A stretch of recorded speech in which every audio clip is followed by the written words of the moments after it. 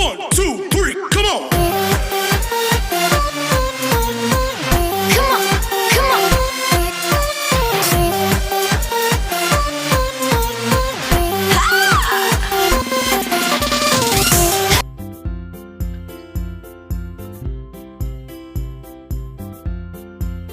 Cegah preeklamsia dengan bahagia. Tahukah Anda, berdasarkan Organisasi Kesehatan Dunia tahun 2018, setiap hari 830 ibu di dunia meninggal akibat penyakit atau komplikasi terkait kehamilan dan persalinan. Sebanyak 99% dari seluruh kematian terjadi di negara berkembang, salah satunya Indonesia. Lalu, bagaimana kondisinya? Nah, berdasarkan Profil Kesehatan Indonesia tahun 2017, angka kematian ibu atau kemudian disebut AKI tahun 2015 adalah sebanyak 305 dari 100.000 kelahiran hidup. Angka yang cukup besar bukan? Padahal menurut SDGs atau Tujuan Pembangunan Berkelanjutan, pada poin ketiga, pada tahun 2030 diharapkan angka kematian ibu menurun menjadi 70 dari 100.000 kelahiran hidup. Lalu, apa sih penyebab terbesar tingginya AKI di Indonesia? Berdasarkan Profil Kesehatan Indonesia tahun 2014, penyebab nomor 1 AKI adalah perdarahan, yaitu 30,3%, kemudian hipertensi kehamilan dengan angka 27,1% dan infeksi sebesar 7,3%. Hipertensi kehamilan yang di dalamnya termasuk preeklamsia adalah suatu kondisi khusus kehamilan yang ditandai dengan peradangan plasenta, hipertensi, adanya protein dalam urin, dan terjadi pada usia kehamilan di atas 20 minggu. Waspadai gejala preeklamsia. Gejala utama dari preeklamsia adalah tekanan darah tinggi atau tekanan darah lebih dari 140/90 mm raksa, adanya protein dalam urin atau proteinuria, sesak nafas, sakit kepala, penglihatan kabur, mual dan muntah, serta nyeri perut pada bagian kanan atas.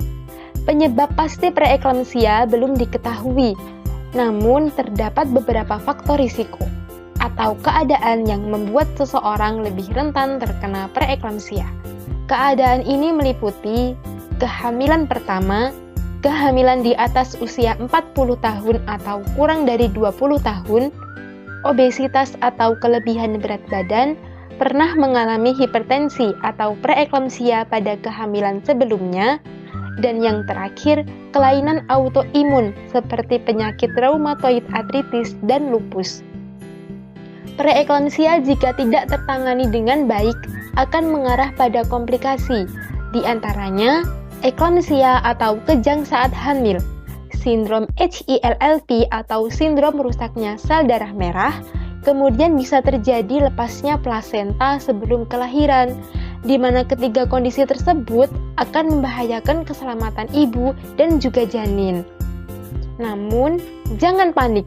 Yuk cegah preeklamsia dengan bahagia. B. Bangga menjaga berat badan ideal, baik sebelum kehamilan maupun saat hamil. Pertambahan berat badan ibu selama kehamilan yang ideal berkisar antara 10 hingga 12,5 kg. A. Atur pola makan yang sehat dan bergizi. Ibu hamil harus mendapatkan gizi yang cukup, baik jumlah maupun susunan menunya.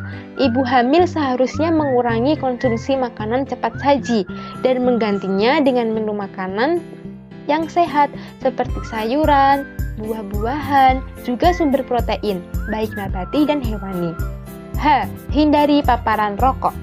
Rokok mengandung zat berbahaya, baik bagi ibu hamil yang merokok maupun ibu hamil yang hanya terpapar asap rokok.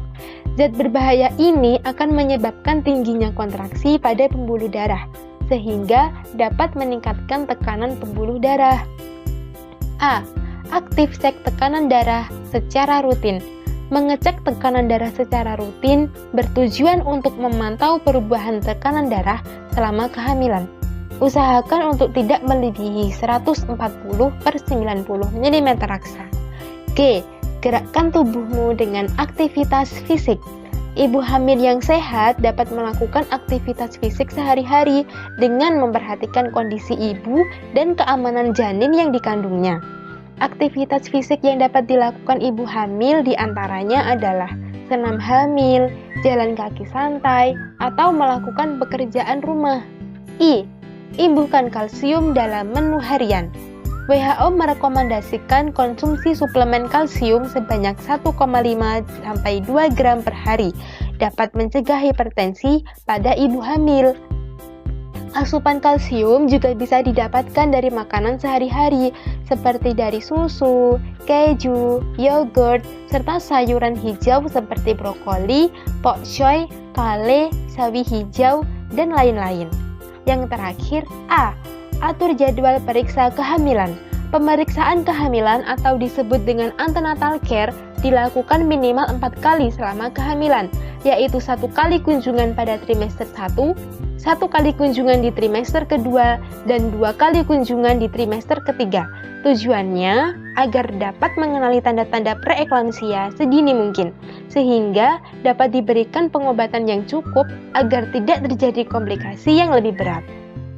Nah, sekarang sudah tahu kan apa itu preeklamsia, siapa saja yang berisiko, dan bagaimana bahayanya.